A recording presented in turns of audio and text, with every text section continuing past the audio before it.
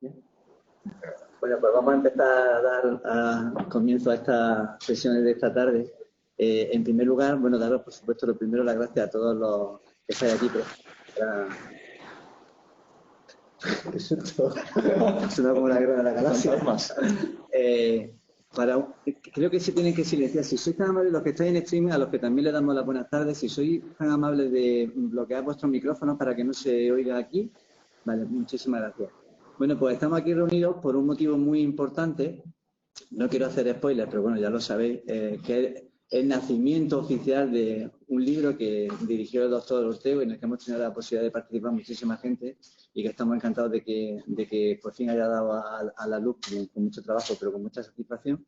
Y bueno, como prolegómeno a este acto tan importante de la presentación del libro, pues pensamos en hacer una primera charla y nada mejor que contar con un auténtico máquina de las enfermedades autoinmunes sistémicas, con el que tengo la suerte además de trabajar todos los días. Tengo que decir que es una auténtica satisfacción venir por las mañanas, y lo sabe Javier, encontrarme con Marta, con Raquel, con Javier y con los residentes, porque hace que empecemos la mañana con alegría y eso es una cosa que es envidiable en muchos trabajos, y tengo que decir que para nosotros es una auténtica satisfacción. Además compartimos algunas cosas.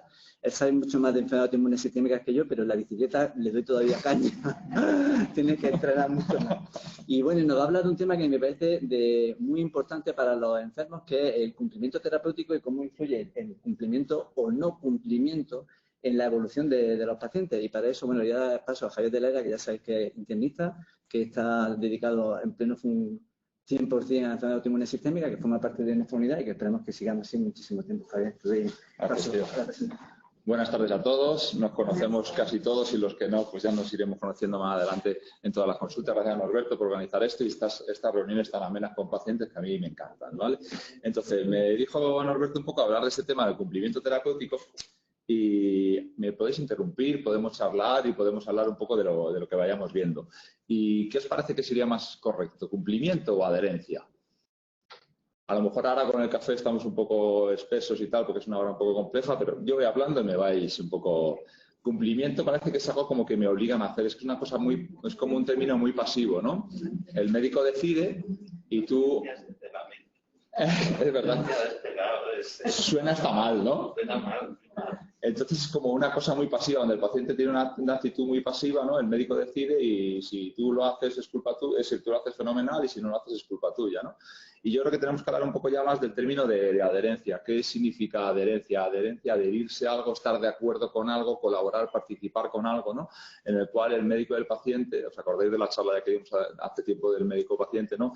Es una relación no longitudinal, sino en paralelo, ¿no? Ambos están en un diálogo constante y el enfermo tiene que entender su enfermedad, tiene que comprenderla, tiene que haber una participación activa de tal manera que esos tratamientos los vayamos entendiendo, los vamos asimilando y todo llega de una serie el profesional da una serie de visión más, por decirlo, por repetirlo de una manera profesional y el paciente siempre tiene muchas preguntas, pero tiene que, cuando uno se vaya a la consulta, tiene que entender perfectamente lo que queremos poner, el tratamiento que queremos poner y el fin de ese tratamiento. Entonces, adherencia implica una participación activa y una responsabilidad por parte de los dos. Aquí la culpa no es del paciente, es de los dos, ¿no? Todos estamos en la misma relación. Entonces, fijaros, pues la adherencia, ya lo dice la OMS, que es uno de los factores modificables más importantes de cara a que el tratamiento responda, a que la evolución de la enfermedad vaya de una forma correcta. Las enfermedades crónicas, como son las enfermedades autoinmunes sistémicas, pues fijaros hasta qué porcentaje de adherencia tenemos, hasta un 50% en ocasiones.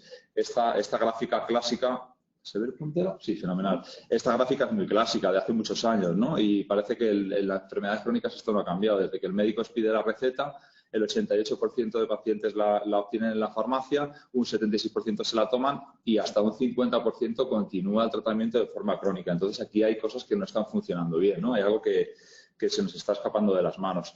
Os pongo esta foto para que os acordéis. Este es un cirujano americano que se hizo muy famoso en tema de salud pública en Estados Unidos y dijo esta frase tan mítica que el medicamento que no funciona es el que no se toma. Os la pongo para que os acordéis así del dedo, si alguna vez se os olvida. Entonces, ¿qué factores están implicados en la adherencia al tratamiento? Vamos a ir viéndolas poco a poco. Como si imagináis, factores socioeconómicos, pues a lo mejor esto nos parece algo muy raro y que no está y que pasaba hace tiempo, ¿no? Cuando había más pobreza, pero es que esto hoy está en boga, ¿no? Ya sabemos cómo cuestan las cosas, la inflación, todo lo que está subiendo, prácticamente comprar 4 cosas te cuestan 100 euros. Entonces, las colas del hambre hoy en día están formadas por gente muy, muy normal, ¿no? No hay que buscar cosas, pacientes con un nivel socioeconómico muy bajo, ¿no? Entonces, gracias a nuestro sistema público, que están financiando mucho de los medicamentos, esto no ocurre, pero ya hay muchos pacientes que dicen que, por favor, alguna cosa, si no me la puedo poner o pinchar o hacer, lo preferiría para poder utilizar un tratamiento que sea más necesario que otro. Muchos pacientes van a estas colas del hambre por comprarse los medicamentos, que también influye en el nivel cultural. El nivel cultural es muy importante de cara a entender un tratamiento, saber cuándo me tengo que tomar las pastillas y todo esto pues influye de una manera muy importante. Factores relacionados con el paciente también están en el día a día. El estado de ánimo, la salud mental. No hace falta tener ninguna enfermedad psiquiátrica, sino todos los días pasamos por todo este círculo, ¿no? Y todo esto influye en tu día a día, en tu trabajo, en tus relaciones familiares y cómo no va a influir en tu enfermedad y en el tratamiento, ¿no? Y el asegurarte que te estás tomando bien las pastillas, la ansiedad, la ira, la tristeza, la preocupación. Hace poco, no sé si estará aquí una compañera nuestra, en una de las revisiones, pues su marido ha estado ingresado hace poquito, muy malo, malísimo en la UBI durante 2 o 3 semanas y obviamente su tratamiento esas 2 o 3 semanas no lo tomó. ¿Eso influye? Sí influye. Los análisis estaban un poco peor, pero bueno, podemos hacer todo lo posible para que vuelva toda la situación normal. Las edades extremas de la vida, muy importante, tanto la adolescencia como la edad mayor pueden influir en la adherencia al tratamiento. La adolescencia por la percepción de la enfermedad, a lo mejor, pues, bueno, esto es una cosa puntual que se parecerá y nosotros pues tenemos experiencia con pacientes en esta edad que muchas veces han dejado de venir a la revisión, seguir el tratamiento y luego pues, las consecuencias han sido malas. Las edades extremas también y luego entender tu enfermedad, aceptarla y ponerle cara en el día a día y no negarla, porque una negación de la enfermedad pues hace que, como esta señora, ¿no? Que está ahí, que no, yo no estoy enfermo, yo no tengo que tomarme estas pastillas. Y luego a nivel cultural, pues también, ¿no? A este hombre le hemos visto por las consultas alguna vez, nunca. Le digamos lo que le digamos, no se va a tomar nada.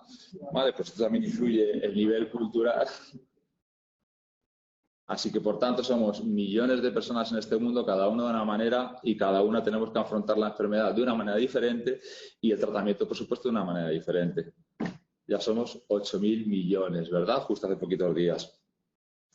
Y luego, factores relacionados con el médico, clarísimo, ¿no? Esto lo vimos en la charla de la otra vez. Una relación paternalista en la que el médico busca todo para ti y para tu bien, pero sin tener en cuenta tus valores, ¿no? Solamente tiene en cuenta unos hechos, unos análisis, unas enfermedades, pero no todos los valores que rodean a la enfermedad.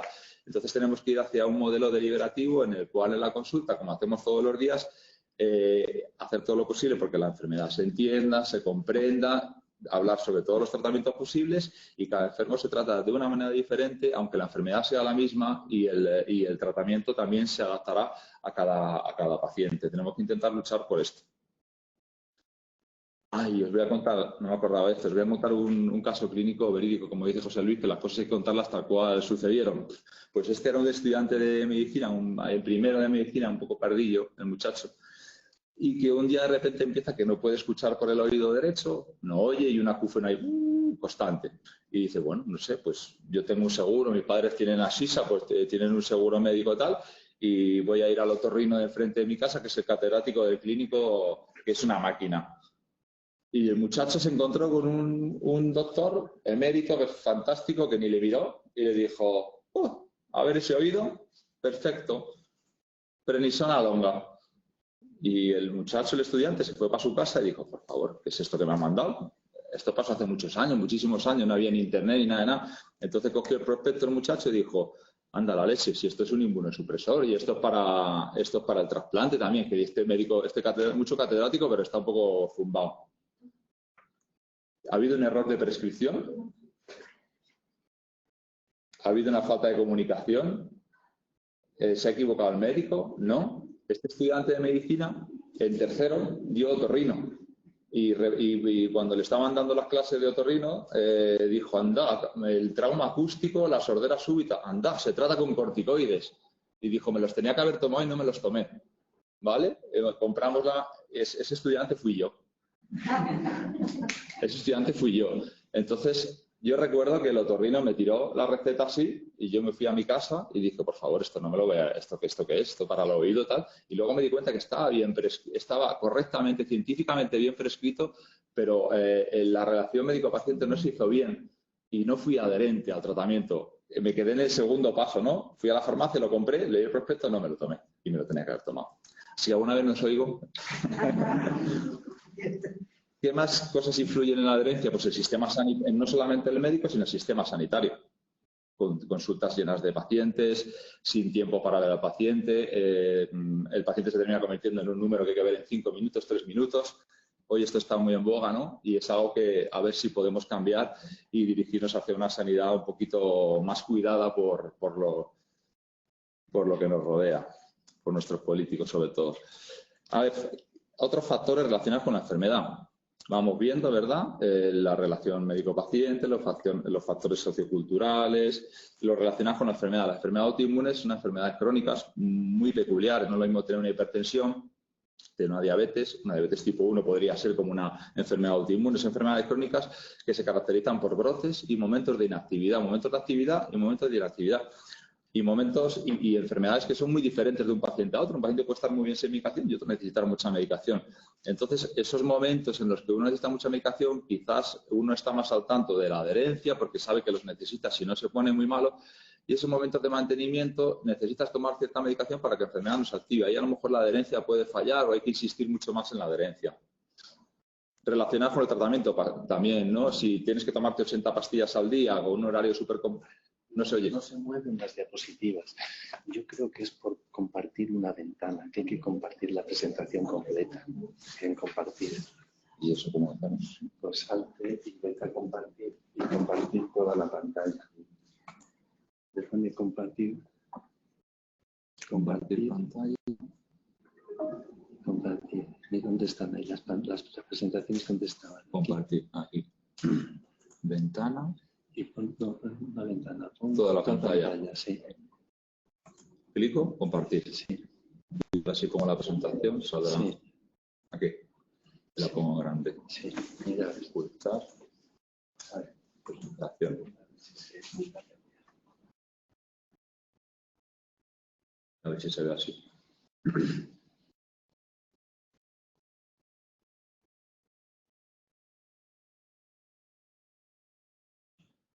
Sí, está. ¿Se ve ahora? Sí, ahora sí. Fenomenal. Pues los factores relacionados con el tratamiento, pues lo que hablábamos, el número de pastillas, el número de fármacos, la manera de administración de cada uno. Gracias a Dios, pues todo eso está mejorando. Tenemos dispositivos subcutáneos que son semanales, cada 15 días, mensuales. La percepción en cuanto al éxito del tratamiento, los fracasos terapéuticos, que siempre que hay un fracaso pues estamos siempre encima para intentar buscar lo positivo, tenemos más opciones, todo va a ir bien. Entonces esa percepción de éxito o fracaso puede hacer tampoco me va a funcionar, pues lo voy a terminar dejando. El miedo a los efectos adversos, que los hay muchas veces al inicio y luego termina tolerando ese tratamiento y desaparecen. ¿Qué es lo que pasa? ¿Qué podemos tener? Pues como le pasa a mi amiguito, que a lo mejor dice, pues o no me la tomo, me tomo una o las dejo, las olvido, tomo una posología incorrecta, tomo varios fármacos a la vez que no se deben tomar a la vez. Entonces esto nos conlleva, toda esta serie de factores implicados nos conlleva un incumplimiento. Ese incumplimiento puede ser no intencionado, cuando hay un olvido, cambiamos la posología, no comprendemos bien, en vez de tomarlo una vez al día, no lo tomamos cada 5, y luego una falta intencional. La falta intencional es una cosa que se tiene que trabajar más en consulta. Ahí es lo que predomina, es un miedo a los efectos adversos, a la falta de eficacia del tratamiento sobre la necesidad del tratamiento. Entonces el paciente decide no tomarlo.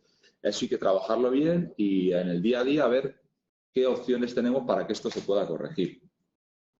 ¿Qué consecuencias hay en las enfermedades autoinmunes? Pues la principal consecuencia es que fracase el tratamiento, ¿no? Una de las principales cosas que vemos cuando un paciente no va bien es siempre revisar que ese tratamiento se está tomando correctamente. Esto conlleva un gasto económico enorme, fijaros, hasta más de 11.000 millones de euros anuales por todo el tema de la falta de adherencia a nivel español. ¿Por qué hay más gasto sanitario? Porque se producen más consultas, hay más brotes, la enfermedad no se controla, se hacen más analíticas, más ingresos. efectos adversos, puede haber incluso fallecimientos. Y luego un desgaste del personal sanitario, ¿no? Imaginaros que en un día en la consulta vemos 15 pacientes y todos están mal. Eso al final termina un poco minándote porque no se toman el tratamiento. Y luego también lo que nos pasa es que utilizamos o escalamos en los tratamientos muchas veces innecesarios por no tomarlos o por no prescribir bien un fármaco. Porque al final a lo mejor un efecto adverso tontorrón que se quita en una semana nos elimina la posibilidad, por no explicarlo bien, la posibilidad de que ese fármaco lo podamos utilizar en un futuro. Y escalamos, a nosotros esto nos pasa mucho, tenemos que utilizar fármacos que de forma habitual no utilizaríamos por una falta de adherencia.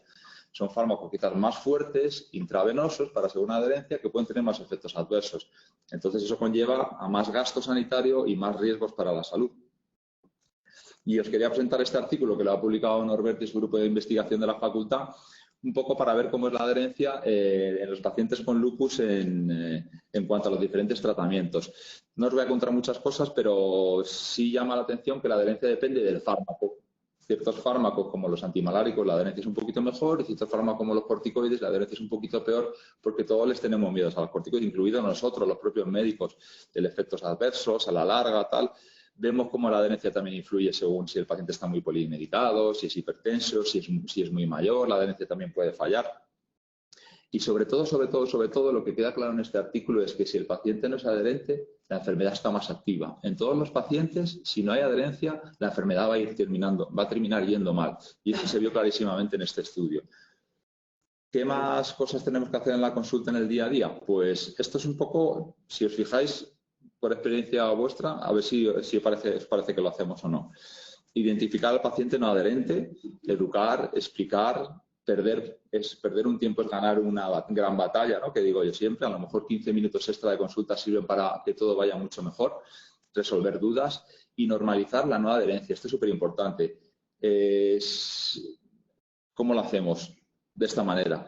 Normalizar la no adherencia es ir repasando, conciliar la medicación siempre, nada más que os sentéis, esto es el día a día, esto es una paciente de la semana pasada, lo que hacemos siempre nada más que llegáis, ver qué tratamiento estamos tomando, de qué manera lo estamos haciendo y qué os preocupa de cada tratamiento o por qué no se toma de una manera. Y si os fijáis en esta paciente, eso es normalizar la adherencia. No pasa nada porque nos digáis, no me lo estoy tomando porque me da miedo el efecto adverso en los ojos. Pues vamos a hacer más consultas de los ojos para que lo tomes y no hay ningún problema. Patatí, patatán. Por ejemplo, esta paciente hay 2 fallos de adherencia. El primero, está tomando una medicación que por problemas de tolerancia la dejó de tomar, una medicación que le venía muy bien para un problema de aftas en la boca. Entonces llegamos a un acuerdo para tomar una dosis menor a la que necesitaba, porque el efecto adverso que relataba la paciente en este caso no estaba fundado y era un poco más miedo a un tratamiento crónico que realmente el efecto adverso. Llegamos a un acuerdo a una dosis menor con el mismo efecto terapéutico porque conseguimos que el problema de las aftas no volviera a aparecer. Y luego hay otro problema de adherencia aquí con los corticoides. Nosotros pautamos 5, ella toma 7,5. Preguntamos un poco, pues es que con 7,5 se siente mejor, se siente más segura y las rodillas no le duelen tanto por el tema de la artrosis. Es verdad que los corticoides con la artrosis a veces pueden venir bien y mejorar la inflamación. Entonces, pues hablamos, explicamos, intentamos volver a esa dosis de 5 porque no necesita 7,5 o alternar 7,5-5 o que tome 7,5 solamente en días puntuales, ¿no? Siempre esto es muy importante en el día a día. ¿Qué otras cosas pueden mejorar la no adherencia? Pues en cuanto a la no intencionada, pues tenemos millones. El pastillero clásico de toda la vida, pastilleros súper modernos de las farmacias que dan con lo que tiene que tomar cada una cada hora para que no se olvide, repasar la medicación en la consulta, en farmacia hospitalaria, repasar las pastillas que te has dejado, las que no, las inyecciones que te has puesto, las que no. Pastilleros ultramodernos como este que te dice, habla y te dices no te la has tomado y nada. Este yo no sé si lo habéis visto por ahí, pero yo no lo he visto. Y luego está el clásico calendario de la nevera, que funciona muchas veces y, oye, mira, fenómeno. Y para mejorar la no adherencia intencionada, eso ya es más complejo, ¿no? Eso es lo que hay que trabajar todos los días, ¿no? En la consulta y hacer un cambio en la relación médico-paciente, estrategias centradas en educar, en que el paciente se sienta seguro, comparta sus decisiones, sus dudas y que también sepa un poco el paciente tener cierta libertad de modificar ciertas cosas de cara a que pueda tolerar el tratamiento lo mejor posible. ¿Y qué más os pongo aquí? Nada más.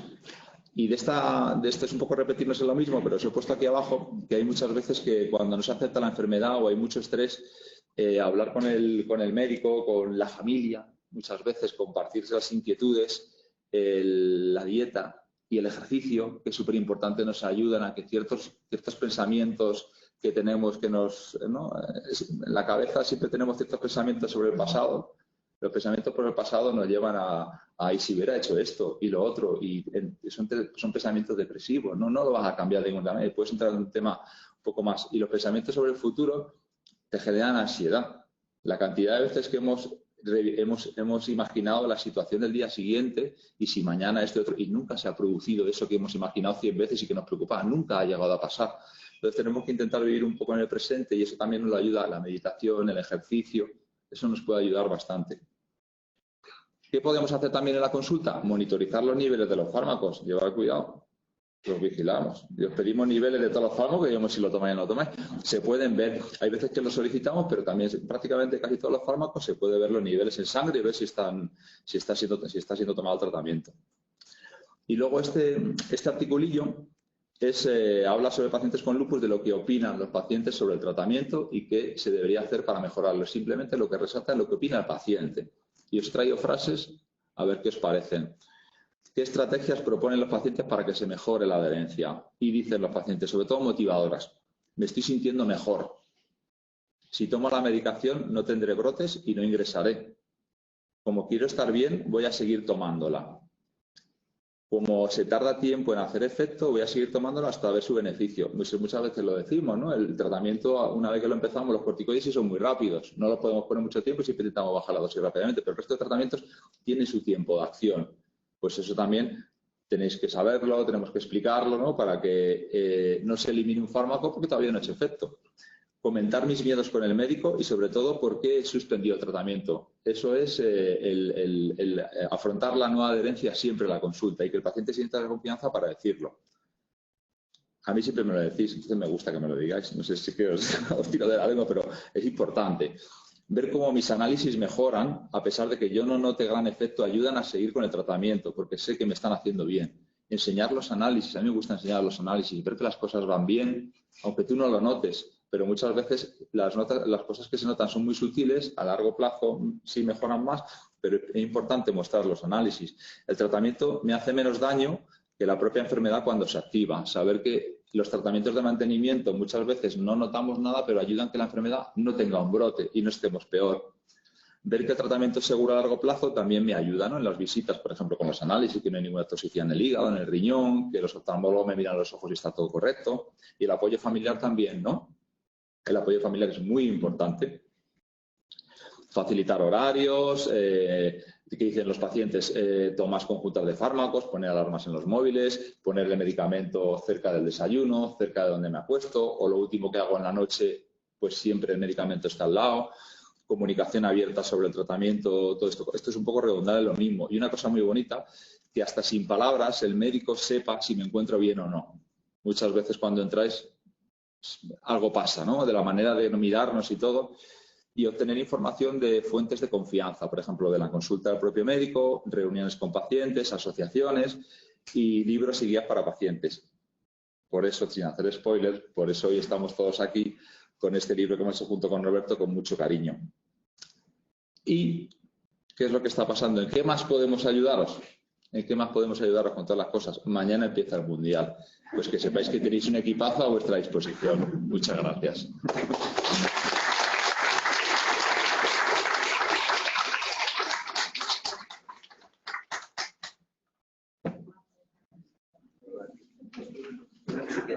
¿Una pregunta?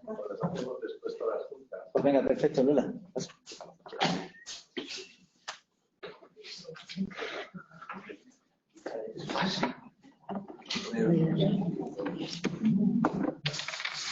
Quitamos esto.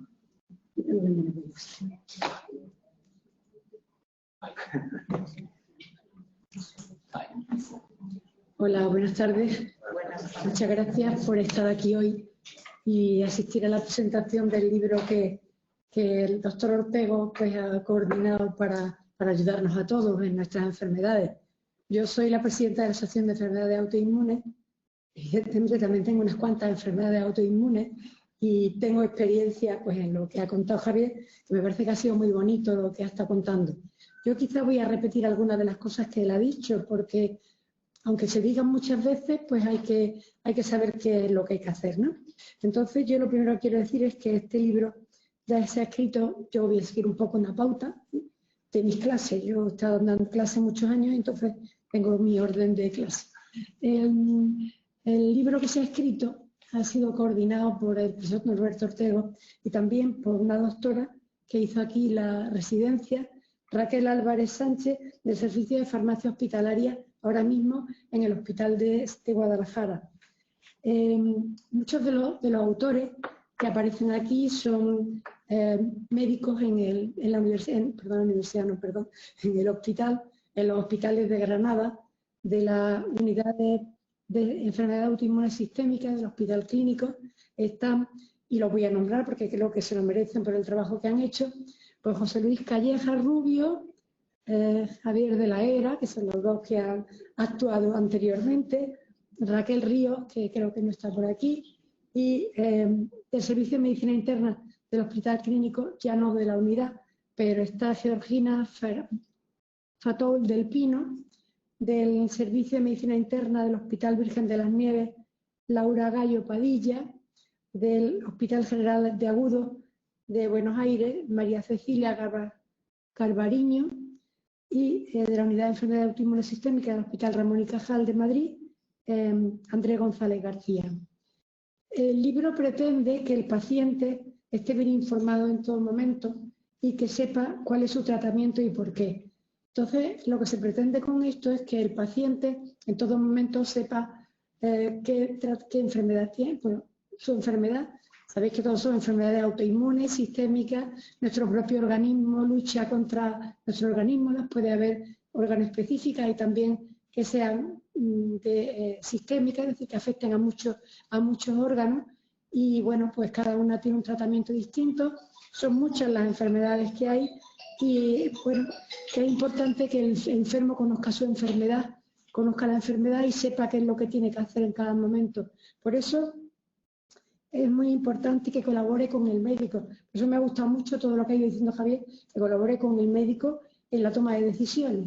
Es decir, no son enfermedades en las que llega el médico, bueno, a veces lo hacen, ¿no? No te miran a la cara, te ponen un tratamiento, te lo tiran allí, así no se va a ningún sitio. Sobre todo con estas enfermedades que son enfermedades crónicas, en las que la colaboración médico-paciente es muy importante, porque el estrés y la situación de que no te atiendan puede tener efectos adversos en el paciente. Por eso es tan importante, y yo lo agradezco mucho desde que llegué a esta unidad hace años, que te atienden muy bien siempre, que es lo mejor que tiene todo, o sea, que te atiendan los médicos, que te miren, y bueno, pasa en todos los sitios, pero es que nosotros no somos sillas ni mesas, somos personas y necesitamos que nos atiendan y nos miren y nos den el tratamiento adecuado. Entonces, en este libro, que es muy, muy interesante, yo soy farmacéutica de formación, entonces es un libro muy interesante porque no solo nombra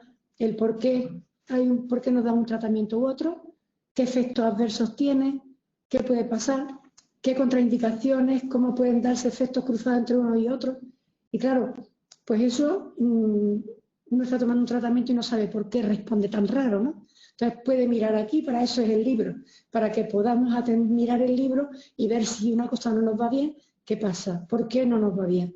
Entonces es fundamental que nosotros no podemos quitarnos el tratamiento, ni podemos quitarnos el tratamiento, ni podemos decidir qué es lo que no hacemos. Tenemos que acudir al médico, pero sí que es importante que sepamos que no podemos tomarnos ni una aspirina si no nos la manda el médico. Es decir, cuando una persona tiene un problema de coagulación, tiene un problema de estómago, no puede tomarse ni una aspirina si no se la ha dicho el médico. Por eso es tan importante. Mi amiga Amparo me decía antes, es que nosotros somos farmacéuticas y aquí nos han nombrado. Bueno, ¿qué le vamos a hacer?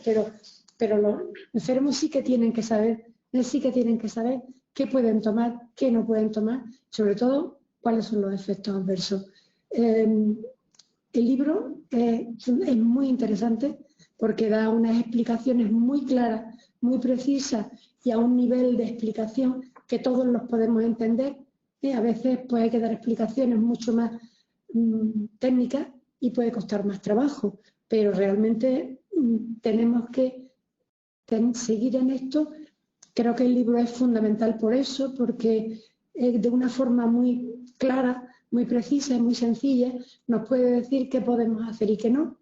Y entonces, si en algún momento hay algo que no entendemos y el libro tampoco entendemos lo que dice el libro o no estamos de acuerdo con lo que dice, tenemos que irnos a un médico, a un facultativo, algún médico que diga por qué puede haber un efecto adverso, por qué se puede estar dando y no podemos nosotros tomar las decisiones como pacientes. Muchas veces nosotros en el chat nos preguntan qué hacemos, qué no hacemos y nosotros no respondemos a qué se toman, ni qué no se toman, ni qué hacen, porque no somos quienes para decidir lo que un enfermo tiene que tomar o no. Por eso es importante que sepamos cuando no tenemos una buena respuesta, que evidentemente, como decía Javier, no siempre los tratamientos hay una respuesta inmediata, sino que se tarda mucho tiempo, pero nosotros desde la asociación no podemos responder, deja esto, toma aquello, no, aunque tengamos suficiente formación como para eso, pero no es nuestra función hacer esto, sino atender a los pacientes, ayudarles, y para eso estamos en la asociación, para ayudar, para tratar de orientar hacia qué, pero nunca tenemos que tomar decisiones de ningún tipo por los pacientes desde la asociación, porque no es nuestra función, eso no es lo que tenemos que hacer. Yo quería, bueno, está un poco hablando en general, pero yo quería decir que a mí lo que me tocaba era presentar al doctor Norberto Ortego. Claro, lo conocéis todos mucho más que yo y todo el mundo, él es famoso, yo no, en este ambiente, entonces, ¿por qué el doctor Norberto Ortego?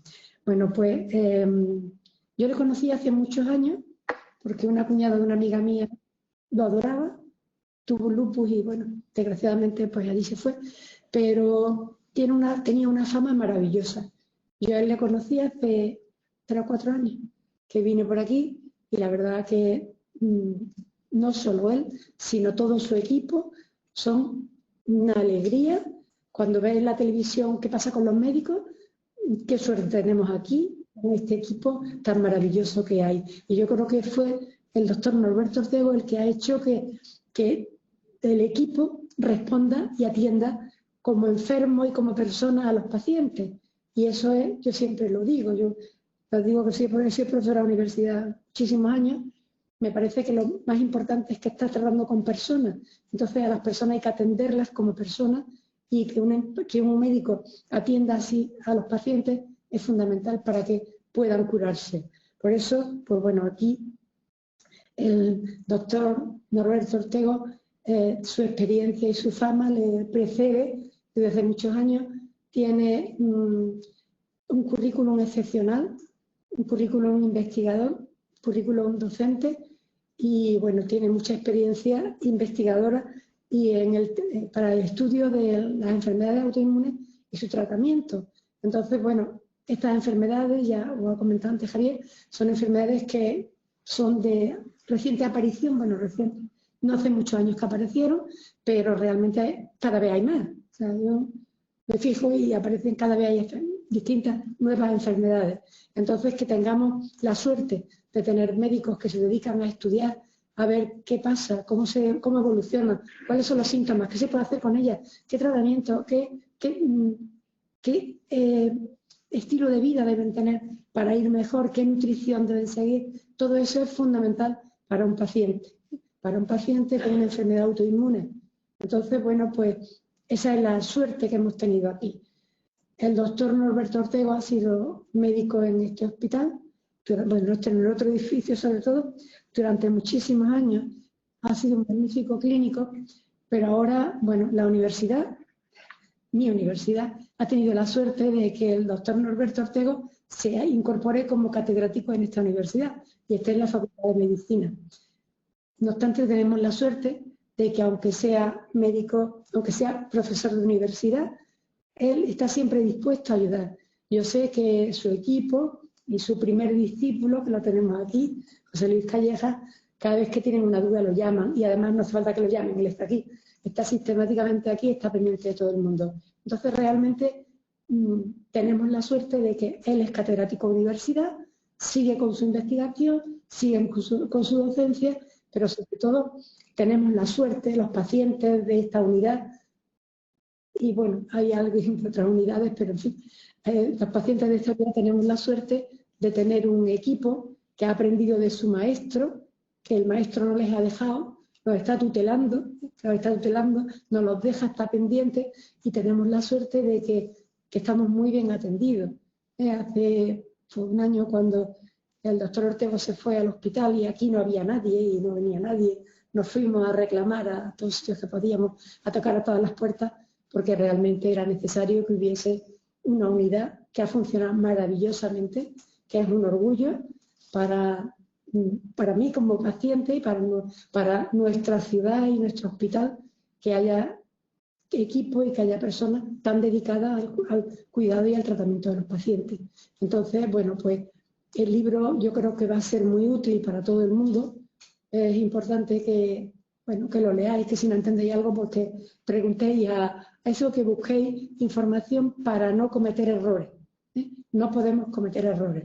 Y hay, antes no sé quién decía con el nolotil, hay cantidad de medicamentos que no se pueden tomar, porque cada persona responde de una manera. Entonces es muy importante tener la información del libro, pero sobre todo tener cerca personas que están dispuestos a ayudarnos siempre.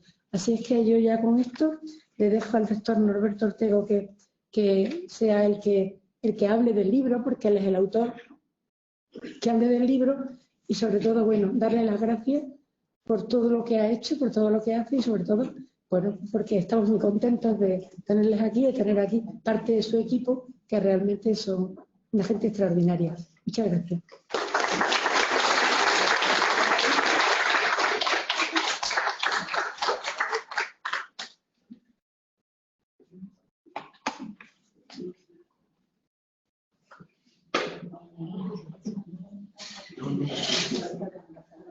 Hay que compartir toda la pantalla.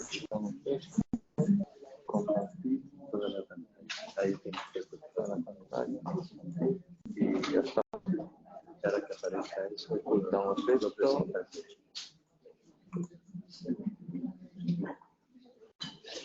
Bueno, yo después de lo que ha dicho Lola, ya me voy a mi casa. Yo ya no digo nada. Bueno, la verdad es que, bueno, en primer lugar, muchísimas gracias por haber venido.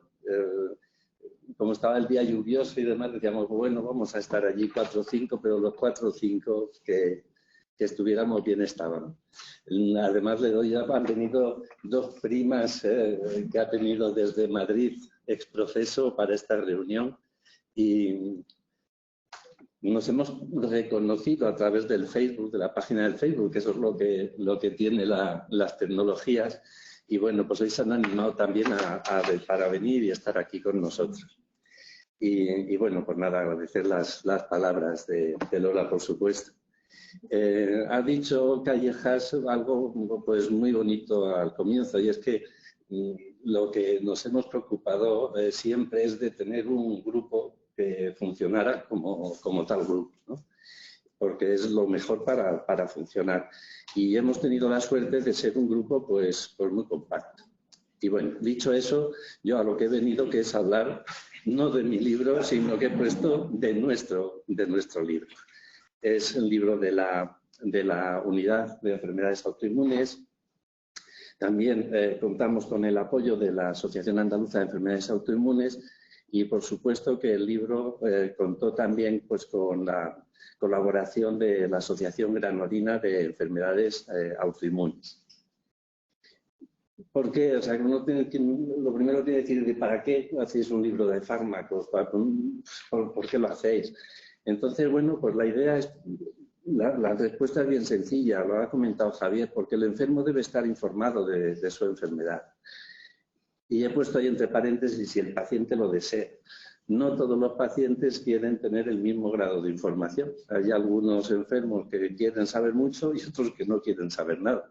Hay algunos enfermos que también, yo no quiero saber nada. Pues ya está. Bueno, pues si el paciente lo desea, pues ya está. Debe de saber qué es lo que piensa su médico sobre lo que tiene. la finalidad de los tratamientos que se le indican, para qué se le indican. Algunos tratamientos pueden ser curativos, otros no son curativos, son para mejorar un síntoma, son para aliviar, es decir, saber para qué utilizamos ese tratamiento. Y también, entre otras cosas, luego iremos hablando más pues, de posibles efectos adversos de los tratamientos. Mira, yo siempre a los alumnos les digo en la facultad lo mismo. Nosotros, cuando ponemos un tratamiento, lo ponemos intentando mejorar algo. O sea, utilizamos el tratamiento con ánimo de mejorar lo que sea, pero mejorar. Y yo siempre digo, muchas veces no lo conseguimos. Mejorar, no mejorar, siempre.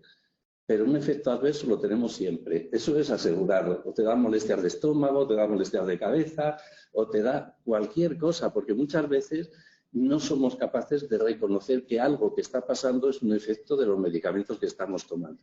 Entonces, es importante saberlo, pero nadie los pone con mala uva.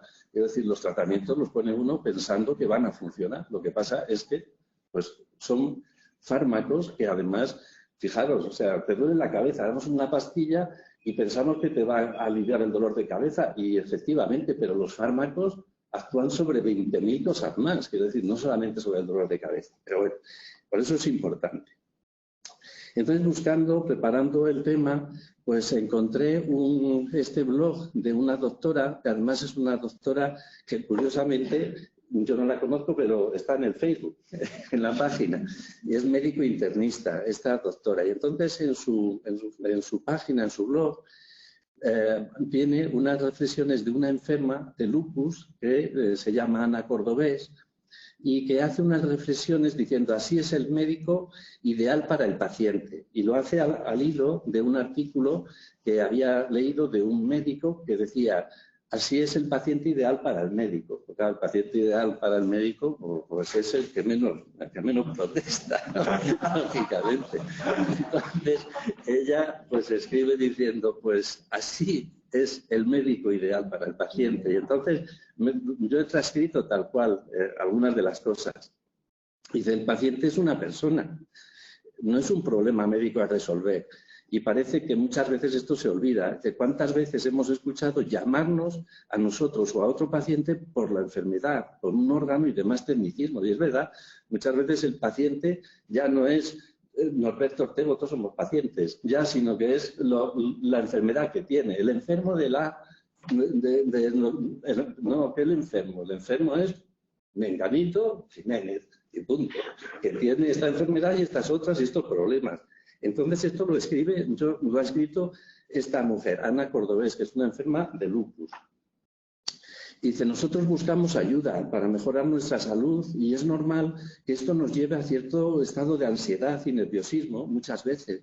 Es algo que tenemos que intentar manejar, pero también el médico tiene que tener cierta capacidad de tolerancia, inteligencia emocional y empatía para poder conducirnos y ayudarnos en este sentido. O sea, esto, bueno, pues yo creo que es algo que está muy bien escrito. Y continúa, dice un tema que me trae de cabeza, y es a lo que vamos y lo que ya hemos estado dando la vuelta ya en la presentación de Lola, en la charla de Javier. Dice, ¿qué prefiere el médico? ¿Un paciente informado y partícipe o un paciente pasivo y sumiso? Dice, creo que el primero facilita la labor del médico, o sea, tener un paciente informado a la hora de guiarlo, y el paciente puede comprender mejor todo lo que rodea su enfermedad. Esto puede evitar consultas innecesarias sobre medicación, errores de seguridad con respecto a los fármacos que se prescriban. Pero es mi opinión, está claro. Dejo esta pregunta en el aire porque me gustaría conocer tanto la opinión del profesional médico como la del paciente. Insisto que estas son palabras de esta enferma, esta mujer que es enferma de lupus, Ana Cordobés, paciente de lupus. Entonces, efectivamente, yo creo que el buen médico prefiere un paciente formado, o sea, eso está clarísimo. Y en el caso de los fármacos, esto he tomado los puntos por puntos de una conferencia de un médico, en una conferencia que había en un congreso europeo en relación con pacientes. Decía, ¿para qué toma el medicamento? ¿Cuándo y cómo hay que tomarlo? ¿Qué posibles efectos adversos pueden aparecer? ¿Qué síntomas relacionados con los efectos adversos debe vigilar? ¿Qué debe hacer si observa o cree observar un efecto adverso? ¿Qué posibles interacciones tienen los fármacos con otros medicamentos? con alimentos o con productos de herbolario. Con productos de herbolario, fijaros. Entonces, bueno, pues esto está tomado de un manual MSD, pero la versión para el público general, que es accesible en Google, dice: los errores de medicación pueden ser cometidos por los médicos, por los farmacéuticos y por los mismos pacientes en el momento en que los fármacos se recetan, se entregan, se toman o se almacenan. Es decir, en que en todos estos momentos pues se pueden cometer errores y todos podemos cometerlos. Y esos errores pueden hacer que las personas se enfermen o pueden hacer que empeoren de su enfermedad. Por tanto, la idea es que una mayor formación de los pacientes puede hacer que disminuyan, no puesto que se desaparezcan. Los errores no van a desaparecer en la vida. O sea, sí, los errores están ahí, van a estar siempre, pero que sean los menos posibles, que sean los menos posibles. Y por eso nuestro libro, el libro gordo de Petete, eso fue escribir el libro. ¿Qué fármaco hemos incluido? Pues hemos incluido muchos, pero no todos. Hemos incluido corticoides y antiinflamatorios inespecíficos, antipalúdicos, los inmunosupresores clásicos, como azatioprina, metotrexato, micofenolato, en fin, los clásicos, muchos biológicos, y pequeñas moléculas, que son otros medicamentos que han salido también más recientemente. Hay un listado grande, pero no están todos. La verdad es que ni son todos los que están, ni están todos los que son. Entonces, no son todos inmunosupresores, porque, por ejemplo, hablamos de la colchicina, hablamos de los antipalúdicos, que son fundamentales sobre todo en los pacientes con lupus, y estos fármacos no son quizá inmunosupresores, pero la verdad es que tiene uno de inmunomoduladores, pero es que ¿quién va a buscar? La idea nuestra es que si alguien busca inmunosupresores en cualquier buscador, en Google o lo que sea, pues le aparezca el libro. ¿Quién va a buscar inmunomoduladores? Nadie. Pues ¿qué se busca? Inmunosupresores. Ya escribimos uno para profesionales, se llama inmunodepresores, porque me parecía que el término era más adecuado, pero inmunodepresores pues no cala, no tiene éxito. O sea que inmunosupresores, pero ni están todos y faltan biológicos. Bueno, y además a la velocidad a la que vamos, dentro de nada faltarán, no vamos otro tanto, sino 3 veces, porque esto lleva una velocidad impresionante, la cantidad de fármacos que se van estudiando y se van aprobando para diferentes enfermedades. Y entonces el capítulo lo hemos estructurado de la misma forma. ¿Qué tipo de fármaco es? ¿Qué presentaciones tiene? ¿Qué presentaciones podemos encontrar en la farmacia? Hemos incluido algo, eso siempre, sobre el contenido de los comprimidos, sobre las cápsulas, de lo que sea. Si se pueden partir, cómo se almacena, cómo se usa, qué dosis es la habitual, la forma de administración, qué pasa si hay algún problema con el riñón o con el hígado, qué pasa si se olvida uno una dosis, ¿qué pasa si se toma uno más dosis de la cuenta? ¿Hay algún tratamiento en caso de sobredosificación? ¿Cuáles son los principales efectos adversos? ¿Y qué hacer, sobre todo, para intentar detectarlos y controlarlos? El tema del embarazo, muy importante, el tema de la lactancia, el tema de las interacciones, si hay que hacer algún control mientras se toma el fármaco, si hay que suspenderlo en caso de cirugía. También aquí un punto que nos parecía muy importante: ¿cuándo es esperable el máximo efecto? Porque antes ya lo ha comentado Javier, mucha gente se empieza a tomar un medicamento y dice, pues yo no he notado nada. Pero pues espera, criatura, hay que darle un tiempecillo para que tenga su efecto, que esto no es una aspirina, que tiene que hacer el efecto en un ratillo, ¿no? Y si puedo vacunarme, ya ves tú, ahora con todo el tema de la vacuna, que nos hemos hecho todos expertos en vacunas, pues si nos podemos vacunar o no, ¿no? Y luego hemos puesto siempre un puntito de advertencias, que son cosas que nos han parecido interesantes resaltar, como aspectos más importantes. A lo mejor pues no hemos puesto ni todas las que son, bueno, pero hemos puesto al final unas estructuras. Entonces vamos a hacer algunos ejemplos para que veáis un poquito cómo está el libro, lo que no lo hayáis ojeado. Entonces, en la presentación, pues es una información básica sobre cómo viene, si viene en cápsulas, si viene en comprimidos, si viene en grafea. Quizá no tiene mucho interés porque es lo que hay, pero bueno, parecía obligado el ponerlo, ¿no?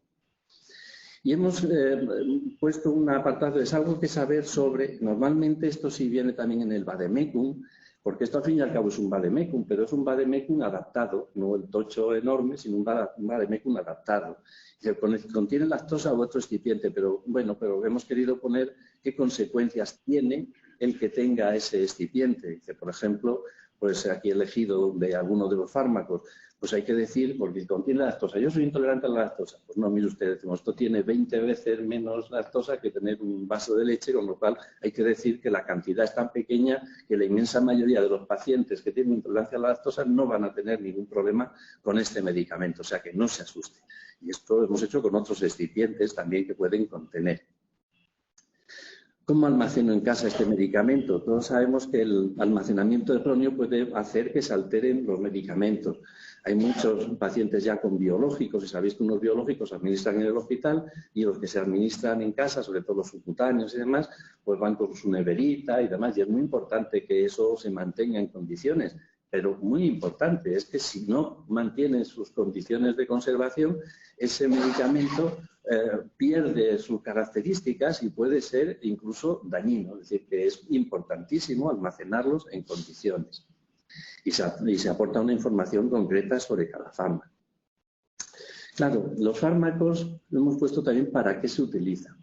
Los fármacos tienen unas indicaciones aprobadas, pero muchas veces utilizamos los fármacos fuera de las indicaciones aprobadas. Es lo que tiene un nombre que se llama uso compasivo. El nombre también es un poco extraño. A mí lo de adherencia no me gusta nada, porque es que me suena pegamento y medio. Pero bueno, los nombres, qué cosas son así. Y entonces, y esto se llama uso compasivo. Utilizar un medicamento como uso compasivo, vamos, a poco que se piense, dice, pero qué compasivo, ni que 8 cuartos. Yo fuera de ficha técnica, pero se llama como uso compasivo. Bueno, pues ya está fuera de indicación. He puesto entre paréntesis esto. Y esto pasa muchas veces, es decir, se coge el prospecto y dice, pues mira, si a mí me lo han puesto para esto, el sistema, yo no tengo nada de todo esto, eso no pasa, pasan las consultas. Por ejemplo, un fármaco que es un fármaco biológico que utilizamos con relativa frecuencia en pacientes con lupus es el rituximab. Y sobre todo utilizamos en pacientes con lupus que tienen problemas hematológicos. De plaquetas bajas, de anemia hemolítica, y es un fármaco, vamos, que utilizamos muchísimo, pero no tiene la indicación en lupus, no la tiene. Esto hay que ponerlo como fármaco compasivo. ¿Por qué no la tiene? Porque no ha tenido ningún ensayo clínico que demostrara que funcionaba, pero bueno, nosotros sabemos que funciona en estos pacientes y es un uso compasivo, pero por ejemplo, pacientes con infliximab y sarcoidosis, pues no aparece un anti-TNF y no aparece la sarcoidosis como una indicación, pero nosotros sabemos que funciona y además tenemos experiencia, no va a salir nunca esa indicación, porque no va a salir, porque el laboratorio tendría que gastar un dinero para hacer un ensayo clínico que son carísimos y le da lo mismo, o sea, no. Entonces, pero lo utilizamos. Y ponemos también este apartado, ¿para qué se utiliza este fármaco? Y lo ponemos otras indicaciones fuera de las que están recogidas en el vademecum. También hemos querido incluir qué dosis es la habitual. Este es uno de los errores más frecuentes que se cometen con relación a los medicamentos, o por culpa del médico, por culpa del enfermo, por culpa de quien sea. La dosis, por lo que sea, o nos equivocamos al escribirla, porque hay veces que nos equivocamos al escribirla, también nosotros. Entonces también hemos querido poner un poco cuál es la dosis habitual, cuál es la dosis de habitual. Luego se puede indicar unas dosis distintas según que nosotros consideremos que es mejor utilizar una u otra dosis. Bueno, y por ejemplo, ¿cómo se toma? Pues hemos puesto aquí el ejemplo de tacrolimus. Pues se debe tomar en ayunas, 1 hora antes o 2 horas, 3 horas después de la ingesta de alimento. El contenido de los sobres se debe diluir en 15-30 mililitros de agua a temperatura ambiente y tomar inmediatamente después de su preparación. Es decir, también algunos datos, que algunos están también en el vademecum, por supuesto, pero lo que hemos intentado es hacerlo que sea todo más empaquetado y más asequible. Hemos incluido otras cuestiones de interés, qué pasa cuando no funcionan los riñones, cuando hay una cierta insuficiencia renal, cuando no funciona del todo bien el hígado, y hemos también dado información sobre que no es lo mismo tener una insuficiencia hepática que tener algún otro problema en el hígado. Como puede ser incluso una hepatitis autoinmune, pero no una insuficiencia hepática. Pues lo hemos especificado y lo hemos detallado. ¿Qué hacer si me olvido una dosis? O sea, también hemos incluido estas cuestiones. Hacer el libro ha sido muy problemático. Quiero decir, el libro lleva siempre trabajo, de todos los que ahora lo comentaremos, lo ha comentado ya en Lola previamente, pero luego yo también hablaré de los autores. Y claro, el listado es muy grande, pero hemos dicho, bueno, vamos a poner los principales efectos adversos, pero tampoco la idea es que vaya a pensar alguien que porque no aparece aquí un efecto adverso no es posible, pero por poner los principales. Los medicamentos son muy malos. A mí, vamos, no me gusta tomar un medicamento ni a la de 4, vamos, pero ni a la de 4. Es lo más malo que hay, vaya, o sea, pero lo más malo. Pero, y además insisto, que pueden hacer bien, pero normalmente tienen algún efecto adverso. Entonces, ¿cuáles son los principales efectos adversos? Y hemos puesto un apartado, ¿qué hacer para detectarlos y controlarlos? O sea, es algo que no aparece en un Vademecum. ¿Qué puedo hacer yo para intentar detectar? Por ejemplo, los antipalúdicos, pues sabemos que el principal problema puede dar más problemas, pero el principal problema por la afectación de la retina. Dice, bueno, pues he puesto tal y como lo hemos escrito, y entonces para evitar esta complicación, lo habitual es comenzar realizando una valoración inicial. Muchas veces yo he visto algunos enfermos que dicen, no, estoy esperando a que me vea el oftalmólogo, que le ha dado una cita a los 6 meses para empezar a tomarlo. Bueno, pues ya hemos puesto aquí, pues el estudio no tiene por qué demorar el inicio del tratamiento, el que le vea al oftalmólogo, porque como le dé la cita en 4 meses, que eso es así a veces, no pasa nada, lo puede usted empezar a tomar. Y dice, una vez que se ha iniciado el tratamiento, se realizarán controles por el oftalmólogo con una frecuencia variable en los primeros 5 años, porque esto también va a depender. O sea, nosotros no hemos querido decir pues hay que hacerlo cada año, no. Una frecuencia pues que es variable, que al principio es menos, que luego es más, y nosotros pues nos decantamos por anualmente, pero bueno, a lo mejor alguien lo hace de otra manera. Hacíamos antes siempre el test de colores, pero ahora hay otros muchos test y cada hospital puede hacer un test distinto. El test de colores ya no es el test de referencia, se puede hacer OCT o se puede hacer electroretinografía, se puede hacer otras posibilidades. Bueno, pues esto lo hemos puesto aquí, que servirán para ajustar el tratamiento y que será un poco el que decida el oftalmólogo y también del que pueda tener acceso en su medio. Todos jugamos con lo que tenemos más acceso. Que nosotros tenemos un oftalmólogo que es muy apañado y que tenemos un acceso, pues echamos muchas manos del oftalmólogo, que es una mala leche, pues tenemos que buscarnos otras cosas, así es la vida, es así la vida. Un tema importantísimo es el tema del embarazo. Muchas enfermedades autoinmunes afectan a mujeres y las pueden afectar en la edad de quedarse embarazadas. Entonces, este es un tema muy importante. En el Vademecum, siempre normalmente el Vademecum, lógicamente, tiene que, aparte de poner veracidad, tiene que, pues muchas veces, pues que contenerse, ¿no? Y entonces, muchas veces los fármacos van a poner prácticamente todos que están contraindicados. Pero en la práctica muchos fármacos se contraindican inicialmente el embarazo, pero ¿qué pasa? Porque la vida es así y resulta que las mujeres se quedan embarazadas. Entonces, pues se va recogiendo información sobre esas mujeres que se quedaron embarazadas y se publica. Y entonces se ve si realmente es tan malo, menos malo o regular de malo. En el embarazo siempre hay que tomar cuanto menos cosas, mejor. El embarazo, cuanto menos, mejor. Pero hay veces, lo más importante es tener una enfermedad bien controlada. No hay nada peor que tener una enfermedad mal controlada. ¿De acuerdo? Es decir, entre tomar una medicación y tener la enfermedad mal controlada, no hay color. Tomar la medicación, una enfermedad mal controlada hace que el embarazo vaya mal, ¿de acuerdo? Entonces, pues bueno, pues por ejemplo, el ejemplo de la hidroxicloroquina. En la ficha técnica dice que hay que tener precaución, incluso que puede estar contraindicada, lo pone así. Pero a día de hoy sabemos que es un fármaco muy seguro durante el embarazo. Y además en pacientes con lupus no que solo que sea seguro, sino que se ha demostrado que disminuye las complicaciones del embarazo. Y en general se recomienda a las pacientes que lo mantengan durante la gestación, que no lo suspendan. Pero el Vademecum dice a lo mejor que está contraindicado. Bueno, pero nosotros sabemos que no es así. Que las enfermas con lupus deben ir, claro, tranquilizamos, lo que dice Javier, tranquilizamos a las enfermas. Mire usted, leen en el Vademecum, ¿está contraindicado? No, mire usted, lo mejor no tomar nada, pero en su caso no lo suspenda porque es más probable que usted haga un brote y un brote va a ir a peor, y además que el antipalúdico ha demostrado que mejora los resultados del embarazo. No solamente que pudieran hacer daño, sino que es que mejora los resultados. Y lo mismo pasa durante la lactancia, pasa lo mismo. Todo esto hay que hablarlo lógicamente con el médico. El embarazo y la lactancia son dos temas que hay que cuidarlos muchísimo. Pero Belimumab es un fármaco biológico que tiene autorización para el tratamiento de lupus o de algunos pacientes con lupus. Entonces, pues son moléculas, todos estos biológicos muy grandes, y hace que al ser tan grandes que no pasen prácticamente a la leche, y si pasan en una concentración ínfima que además luego pues no se va a absorber. Solamente cuando en niños prematuros con un intestino inmaduro puede haber alguna absorción. Pero en general los expertos no desaconsejan la suspensión de fármaco, por ejemplo, durante la lactancia. Es un ejemplo, porque estos son todos, sobre todo cada uno de los fármacos. Hemos puesto lo que hemos sacado tanto de las recomendaciones, de las publicaciones más recientes, etc. Interacciones, madre mía.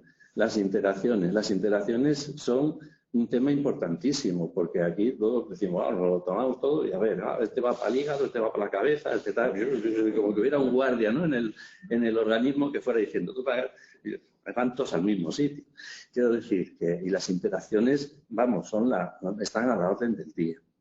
Entonces, nos han preocupado especialmente las interacciones con los medicamentos que podemos tener todos en casa y tomar sin que nadie nos recete, el antiinflamatorio y, por ejemplo, los productos del volario, el hipérico, la hierba de San Juan.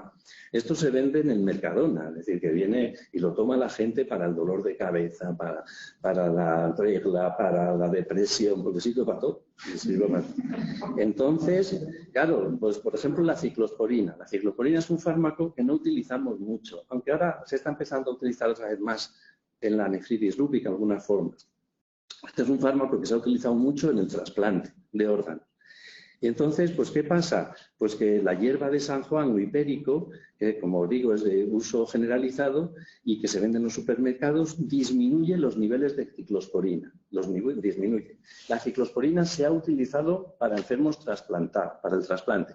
Bueno, pues está publicados casos en la literatura de enfermos que se les ha ido a tomar por saco el trasplante y diciendo, ¿y por qué se les ha ido? ¿Qué ha pasado? Estaban tomando hipérico en su casa y han perdido. Imaginaros lo que es un trasplante, lo que consigue tener un donante, preparar un trasplante, hacer un trasplante y que se vaya a tomar por saco porque hay una interacción entre la ciclosporina y el hipérico. El hipérico vamos, que yo, la verdad es que yo no me he fijado en el supermercado, pero sé que lo tienen en el Mercadona. En fin, en muchos sitios. Y luego tengo que someterme a algún control. Pues bueno, algunos fármacos, Javier ha comentado que se pueden hacer niveles de muchos fármacos. Y algunos fármacos tienen utilidad medir los niveles porque podemos estar muy bajos, porque podemos estar muy altos y tener toxicidad, o muy bajos y no conseguir el efecto. Hay veces que los medimos o se pueden medir para ver si el enfermo los está tomando simplemente, como se miden las drogas. No se pueden medir las drogas en sangre y en orina para ver si un enfermo se está poniendo esto, se está poniendo lo otro. Que nos dicen, no, yo no tomo nada. No, que no. Lleva de todo la criatura. Pues aquí lo mismo. Dice, si yo me tomo el fármaco, si yo me lo tomo, sí, cero. En la analítica viene cero. Eso no es un error, es porque no ha tomado nada. O sea que se puede hacer controles. Tengo que suspender el fármaco en caso de intervención. Y pasa lo mismo. También el Vademecum suele ser mucho más restrictivo. Por ejemplo, la zatioprina, que es uno de los inmunosupresores más utilizados. Pues hoy en día se considera un fármaco seguro y algunos autores dicen que se suspenda únicamente el día de la cirugía por aquello de tener el estómago vacío. Como se toma por boca, pues bueno, por la anestesia y demás que te puedan poner, pues tener el estómago vacío, pero ya está. Pero simplemente suspenderlo ese día. Como os comentaba antes, ¿cuándo es esperable obtener el máximo efecto? Bueno, por ejemplo, en el microfenolato de mofetilo, pues depende de cada enfermedad. El inicio de acción no es tan rápido como los corticoides. A veces incluso hay que esperar 3 o 4 meses. También es un poco para tranquilizar al enfermo, para que vea que los efectos pueden tardar, que el efecto no es una cosa que tenga que aparecer al día siguiente, que son fármacos que van ejerciendo su acción a lo largo del tiempo y necesitan un poquito de tiempo para que funcione. Esto ha sido tremendo, porque puedo vacunarme si estoy recibiendo pues el fármaco. Sabéis que ahora con el tema de la COVID, se excluyeron a los pacientes con enfermedades inmunomediadas inicialmente, pero que se excluyeron de los ensayos clínicos. La idea es que con estos fármacos inmunosupresores, la vacuna lo único que hace es estimular a nuestro sistema inmune para que se produzcan anticuerpos y linfocitos en contra de lo que nos han puesto. Entonces, como hacía falta encontrar vacunas que fueran muy eficaces, pues dijeron, quitamos a los enfermos con enfermedades autoinmunes porque puede pasar que ellos no hagan la misma respuesta y si metemos muchos enfermos en enfermedades autoinmunes, pues va a parecer que las vacunas no funcionan, ¿no? Por eso y porque también las cosas como son, todas las vacunas ya sabemos que pueden producir alguna enfermedad autoinmune, o sea, que pueden desencadenar enfermedad autoinmune. Bueno, pues aquí, por ejemplo, pues hemos dedicado un apartado y además hemos puesto también en el caso de la COVID. En general se contraindican las vacunas con virus vivos atenuados. Bueno, pues eso pues ya lo sabe habitualmente todos los enfermos. Y al final, como digo, pues hemos puesto pues unas advertencias, cosas que nos han parecido interesantes de cada fármaco. Por ejemplo, aquí he copiado la de la ciclofosfamida. Puede causar infertilidad en los dos sexos. El desarrollo depende de la dosis, la duración del tratamiento y el estado de la función gonadal. Hemos comentado que hay una pauta que se utiliza en la nefritis lúpica, se llama Eurolupus, que son dosis más bajitas y esta complicación es prácticamente nula. En todo caso, su médico puede tomar medidas como puede ser preservación de óvulos o conservación de esperma. Cuando se utiliza por vía oral hay mayor toxicidad y los controles han de ser mucho más estrictos y el consumo de alcohol va a potenciar los efectos adversos de tipo náuseas y vómitos. Hemos destacado estas advertencias en este fármaco. Es decir, que esta es un poco la estructura del libro. Y algo que es muy importante, que lo tenemos puesto en el prefacio, no pretende sustituir la información que todos los fabricantes de medicamentos adjuntan en los envases correspondientes, no la va a sustituir. Esto es un poquito para ayudar y para hacerlo un poco más digerible, ¿no? Si queremos una información completa, no hay más remedio que ir a esa información que nos da el fabricante, pero hay veces que son tan extensos los prospectos que las cosas más importantes pueden pasar desapercibidas y por eso ha sido nuestro objetivo, destacar las cosas más importantes que creemos pues, que las que deben de conocer los enfermos en relación a la medicación que toman y que aspira, si no a curarlos, al menos a mejorarlos. Y el lenguaje que hemos utilizado hemos intentado que fuera sencillo, aunque hay veces que no hay más remedio que recurrir a palabras técnicas, pero hemos intentado que el lenguaje fuera sencillo.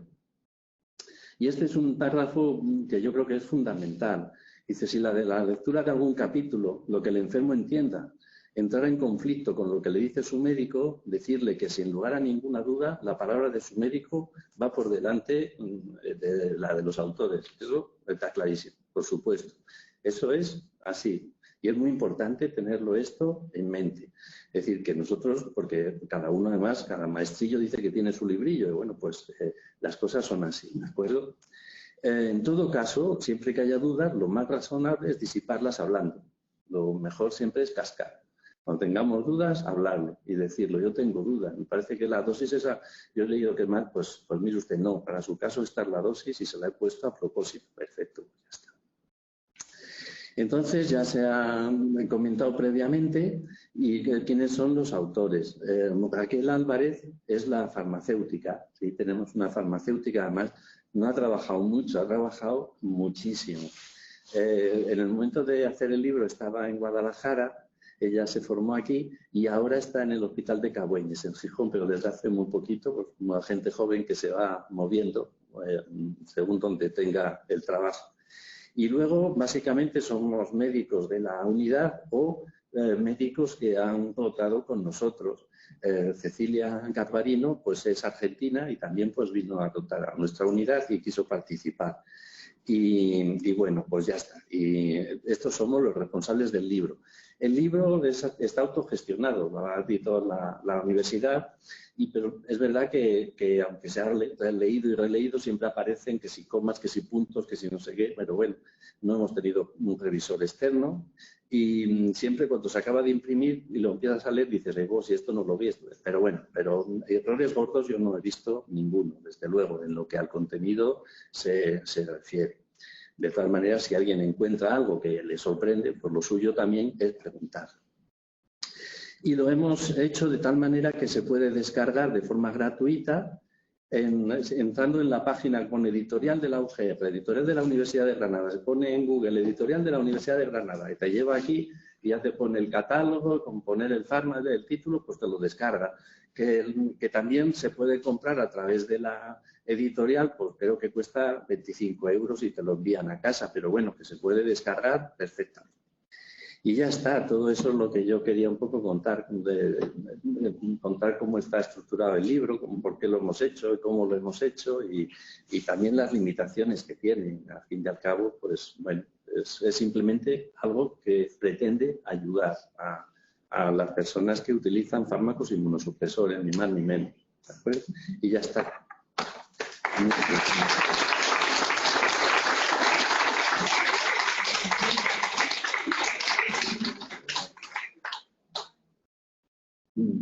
¿Cómo hacemos? Vamos a hacer... Javier, súbete tú con una silla, poner los dos ahí, con la cámara, no necesitáis a nadie, ¿no? Como... Nosotros no necesitamos a nadie, somos autogestionados. Esta está enganchada ahí. A ver si me puede hacer una. A ver si me llevo algo por delante. A ver, vamos a ponernos así, junticos. Si no, se le ve solo a uno o a otro. Bueno, pues nada. Si tenéis alguna pregunta, alguna cosa para hacerle a Javier y a Alberto. Yo también las gracias por tu partida, que usted no nos ve. Muchas gracias, María. Pero el gran trabajo que habéis hecho pensando en los pacientes y yo creo que nos va a servir muchísimo. Yo cuando empecé a leerlo, además he visto no sé cómo fue, que me empezó a gustar, cómo hacer un esquema. Y bueno, si lo va a hacer, pero que se lo está estudiando. Porque me gustó empezar a ver tanto. De resúmenes. Y creo que nos va a servir. A mí me parece fabuloso lo que usted detalló. Eso no me pasó. Precisamente de poner la atención en la relación con el paciente, de tomarlo en cuenta,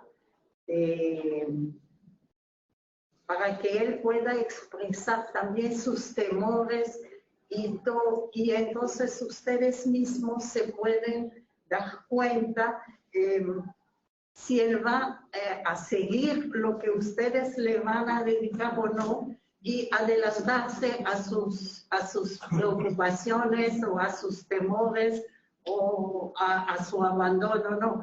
Bueno, yo sé lo que tengo, no es tan grave, pues me tomo 2 o 3 días y lo dejo. Y yo pienso que eso es una parte muy interesante porque precisamente la mayoría de la gente muchas veces se queja. No, el médico me vio, le dije qué es lo que me pasa, ni me pesó, ni me midió, ni se preocupó de mí, me recetó y al siguiente. Y entonces hace que muchas veces la gente desconfía. Compra la medicina y entonces empieza a leer todas las cosas adversas. Dice, no, eso no me lo tomo porque me va a dar eso, me va a dar lo otro. Y al final la labor suya quedó mala. Eso es lo que comenta tú. Es un poco lo que hablamos el otro día, Mari, ¿verdad? Claro. Estoy viendo que salimos yo aquí pegado, porque el film no se llama baja. Esto no puede ser, de verdad. Vamos, de verdad. Claro. Es que eres buena, ¿no? De verdad, madre mía. Esto es, vamos. Esto aparece así, los ojillos. Es un poco lo que hablamos el otro día, Mari, ¿verdad? Es esos 10 minutillos de más, a lo mejor, para que tú me cuentes esas dudas que tienes de un medicamento, ¿no? Que si tú abres el prospecto y dices, micofenolato, por Dios, no me lo tomo, ¿no? Y todo ese bien, realmente, que hemos ido viendo, primero han hecho efecto otras medicaciones, mientras la otra por debajo iba haciendo eso. Que el médico tome el tiempo de hablar con el paciente, no solamente evaluar la enfermedad, porque hay una gran parte que es... Yo no soy médico, soy acupunturista, por eso les digo porque en la medicina tradicional china es muy importante la relación con el paciente. Nosotros estudiamos la persona completa. Y como ustedes dicen, lo podemos sanar, pero se sana él realmente. Es como se sana el paciente si sigue su medicación. Es fundamental, no solo en la medicina occidental, es fundamental la participación del paciente. Eso está clarísimo. Y si no participa, vamos, lo que dice... Lo que dice Javier, es fundamental dedicarle un tiempo. Lo que pasa es que hay veces que está muy limitado el no disponer de tiempo para explicar las cosas, ¿eh? Y además que también es bueno, porque muchas veces el paciente hace preguntas al médico que el médico no las sabe. Y muchas veces el médico que no se las sabe, hace así como, pues, coño, le da vergüenza, ¿no?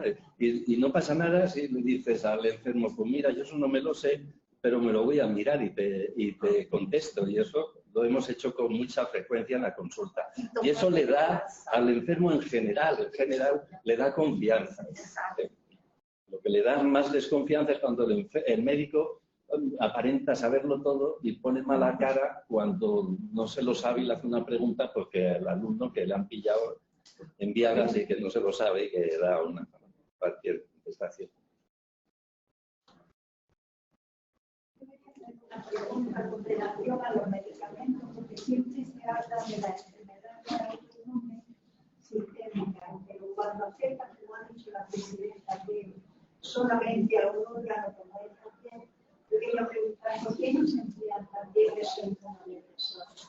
Es porque los efectos adversos que no compensan, porque al fin y al cabo la piel es un órgano. Realmente para la piel sí se utilizan y nosotros utilizamos, y tanto nosotros como los dermatólogos, muchos fármacos inmunosupresores, incluso biológicos, corticoides. La respuesta en la piel también es muy buena y hay veces que la piel no produce un daño orgánico muy importante, pero sí merma mucho la calidad de vida, muchísimo, ¿no? La piel está expuesta a que te vea la gente, todo, y muchas veces la piel escalamos más en el tratamiento porque puede dejar a una persona que no se relacione con nadie, que se quede en casa, por ese... ¿no? Sí utilizamos muy a menudo.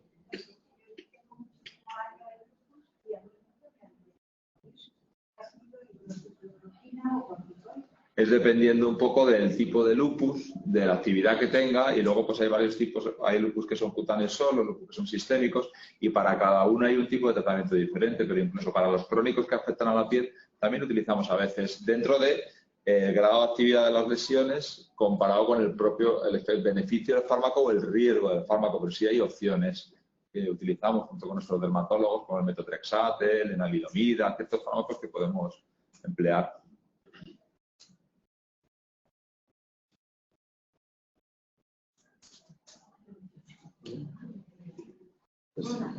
Hola. Yo, con el Dorquine, salió la mantilla de la vista, me lo quitaron, pues no te preocupes, vamos a tener un bañito aquí como para que te limpian, ¿no? Para que te vaya a la toxicidad.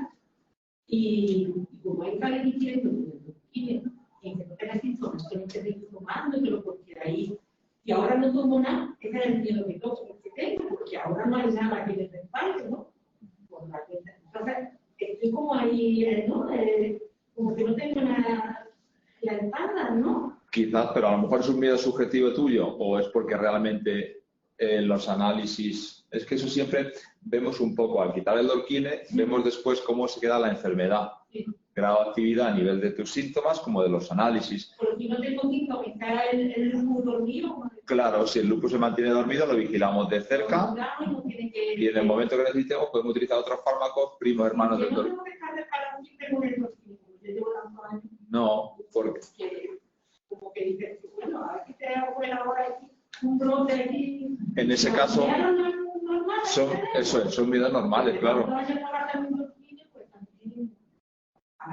digo a nadie que le va a afectar, me va a afectar de todas. Es un poco lo que vigilamos eso. Si te mantienes en estabilidad y está todo, pues un poco las consultas las vamos espaciando, acercando, valorando muy de cerca tanto síntomas como parámetros analíticos que nos pueden advertir o avisar de que puede haber algo de actividad para empezar otro tratamiento que nos pueda ayudar en este sentido. Pero si en este momento estás tranquila, sin actividad, sin nada, relajada. Y esa preocupación es intentar... No necesitarías en un principio. E intentar quitar esos pensamientos que son normales, ¿no? Que tenemos todos. Y...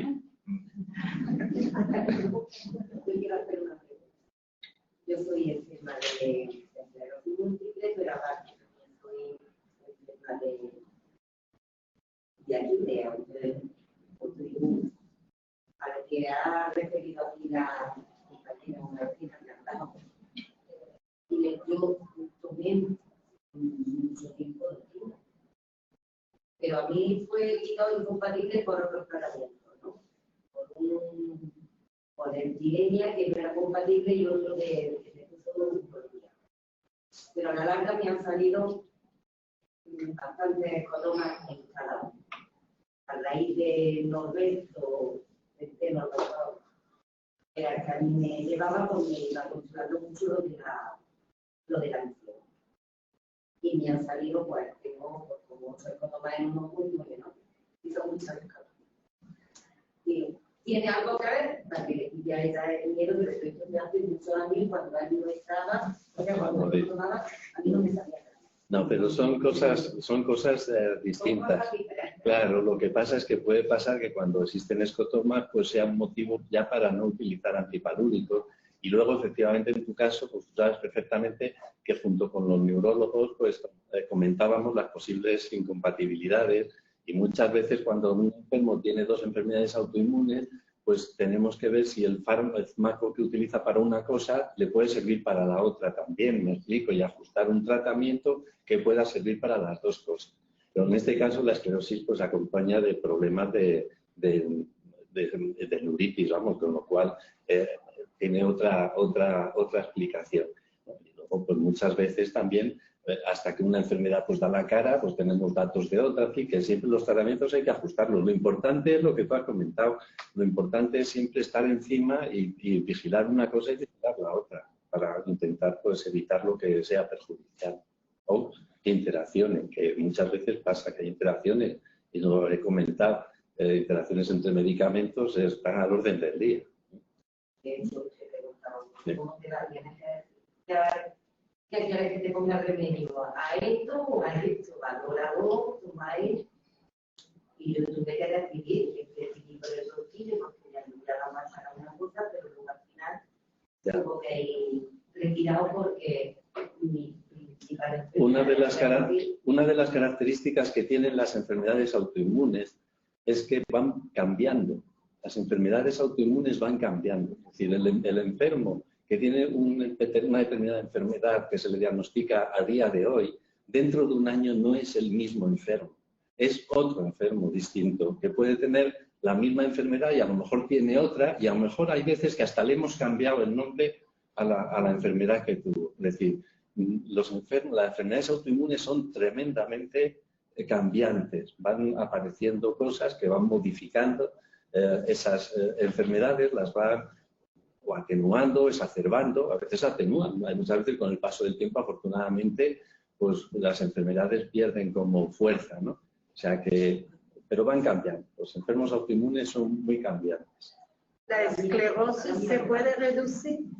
La esclerosis, lo que pasa es que hay varios tipos de esclerosis, varios tipos, y además hay unas que tienen una evolución más mejor, otras que tienen otra evolución un poquito más agresiva, y es una de las enfermedades que afortunadamente, más tratamientos están saliendo para la esclerosis, afortunadamente. La llevan los neurólogos, no es nuestro campo. Normalmente cuando tenemos un enfermo que los compartimos con los neurólogos, a veces tenemos enfermos que tienen, por ejemplo, una uveitis en el contexto de una esclerosis y llevamos nosotros, pues buscamos, siempre hablamos con los compañeros de neurología para ajustar los tratamientos mucho.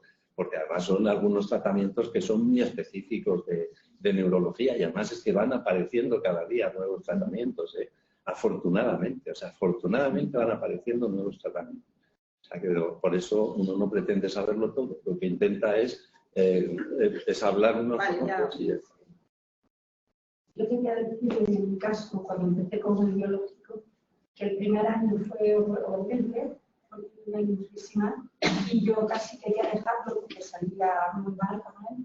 Y ahora estoy deseando que llegue la fecha para ver si me lo podría adelantar porque me da la vida. O sea que la evidencia de ese medicamento, el confiar en ese medicamento, a mí me produce que me ha cambiado la vida. Entonces es muy importante para mi caso. Yo creo que sí, yo no. José Luis, No, vosotros vamos. Bueno, no puede nada. Pues ya si no hay más preguntas, pues damos ya por terminada la... Gracias a todos. Que conste que no... sí, hay una pregunta más.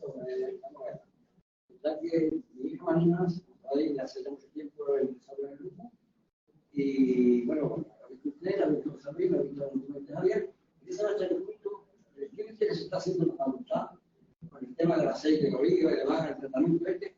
¿Qué perspectiva va a crear para que vaya a mejor? Pues eso, la verdad es que necesitamos más enfermos que participen en el ensayo clínico, pero de momento, ayer me comentaba el otro día una de las compañeras, María Correa, que ya haciendo algunos análisis con los enfermos que ya han ido terminando, pues que se están encontrando notables mejorías. Es decir, eso no va a ser un cambio, son tratamientos adyuvantes. Es decir, si uno, el no fumar, el llevar una alimentación sana, todo eso lo que hace es ayudar a que la enfermedad vaya mejor. No es que va a hacer que desaparezca, pero va a hacer que pueda ayudar. Ya nosotros ya lo publicamos porque hicimos un trabajo de máster con 300 pacientes que demostramos que los enfermos que hacían una dieta mediterránea iban mejor.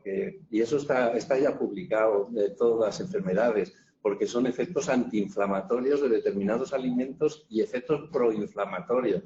Toda esta, si me perdona, perdón de la expresión, estas mierdas que se comen, que se compran, todos estos procesados, ultraprocesados y no sé qué, que sí, que son muy rápidos, pero en general es basurilla.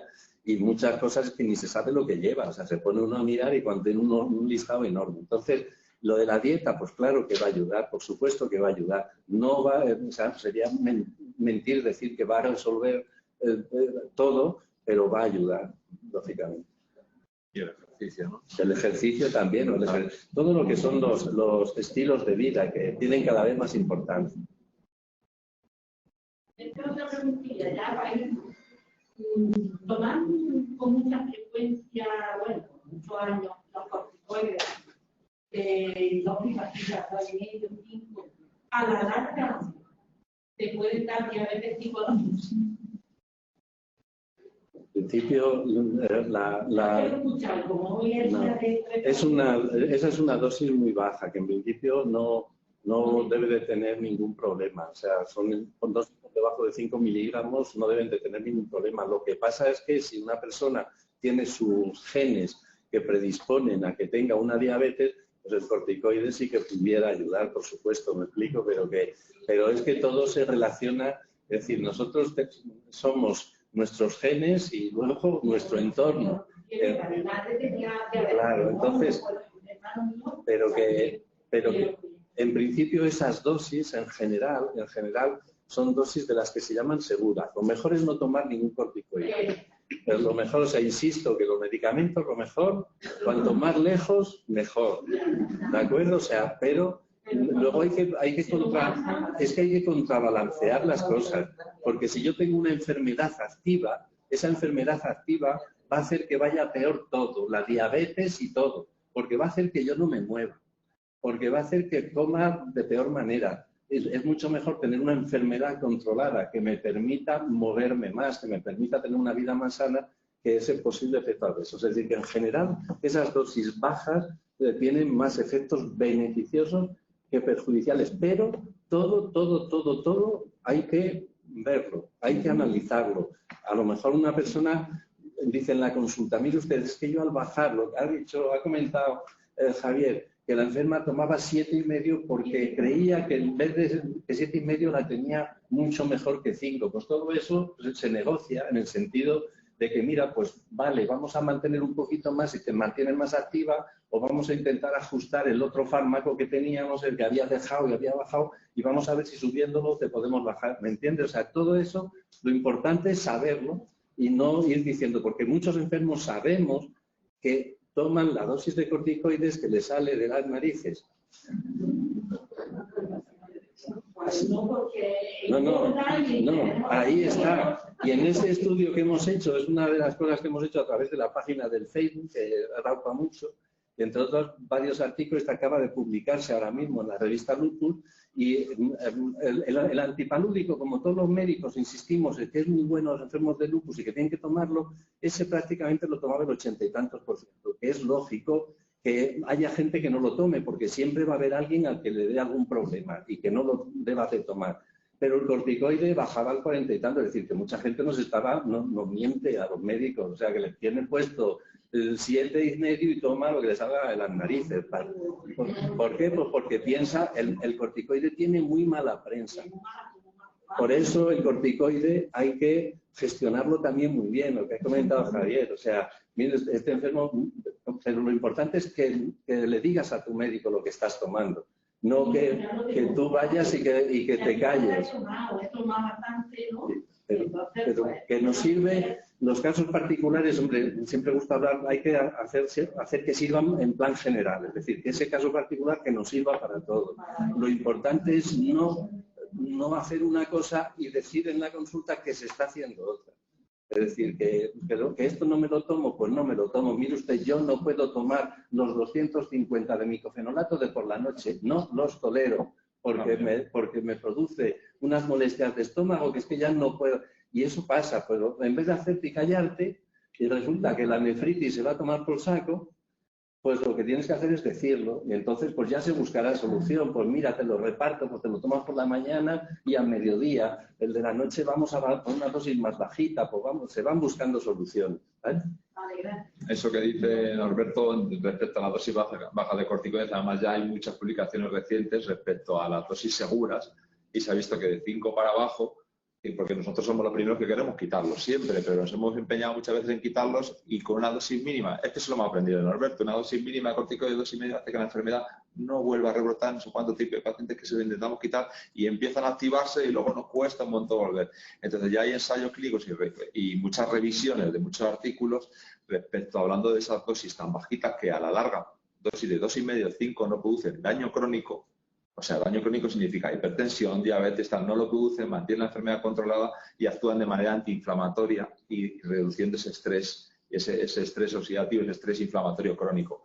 ¿Qué hay que hacer cuando se toma una dosis de mantenimiento de corticoides pequeñita? Cuidar ese ejercicio, cuidar esa dieta, movernos, estar activos, que nos va a venir muy bien para la cabeza. Insistir un poquito en esas cosas que rodean para evitar que a la larga se produzca un daño por los corticoides. No, jugar un poco con esas cosas que no, y no preocuparnos por esa dosis tan bajita que es buena y segura a largo plazo. Es segura para el hueso también, es segura, y buscar eso que rodea alrededor de la enfermedad, que nos puede dar esas patitas, ¿no? Que es la dieta y el ejercicio, además del tratamiento, que sea ese trípode que nos ayuda un poco a que todo vaya mejor. Una cosa. Amparo. Ya que estamos hablando de medicamentos, pues yo quiero hacer una reivindicación en el sentido de que se tengan en cuenta los farmacéuticos que pueden colaborar mucho con los equipos de salud, en el sentido de que, por ejemplo, en la adherencia a tratamiento y en cosas, el farmacéutico de aquí muchas veces conoce al paciente en el sentido que no solo el tratamiento que trae el pulmón, sino el que trae no sé, hasta el podólogo que le ha mandado una crema o su automedicación. Y en ese sentido, muchas veces se puede observar muchas interacciones y mucho, a lo mejor un efecto adverso como consecuencia de que tiene efectos de malnutrición también. Y no sé por qué no se tiene en cuenta por parte de los, creo que porque no somos de plantilla de los equipos de salud, no se tiene en cuenta que hay un punto que es útil, ¿no? En que se puede ayudar, simplemente que pueden formar parte de por lo menos de dar esa información que tenemos que no se recoge en otros sitios. Porque vosotros podéis ver las dispensaciones, si se han recogido la medicación, si no. Y se toma el perico, y se toma el otro, se toma tal. Y normalmente de las fichas de las fichas del permite. En lugar de la medicación, tiene un listado de todo lo que se ha tomado. Entonces, solo ofrecernos que si se puede, también. otro. En los hospitales ya los servicios de farmacia forman parte de todo el control de biológicos y demás. Bueno, pues si ya está todo, pues muy bien. Vamos a dar por terminado que muchísimas gracias por vuestra asistencia. Y que...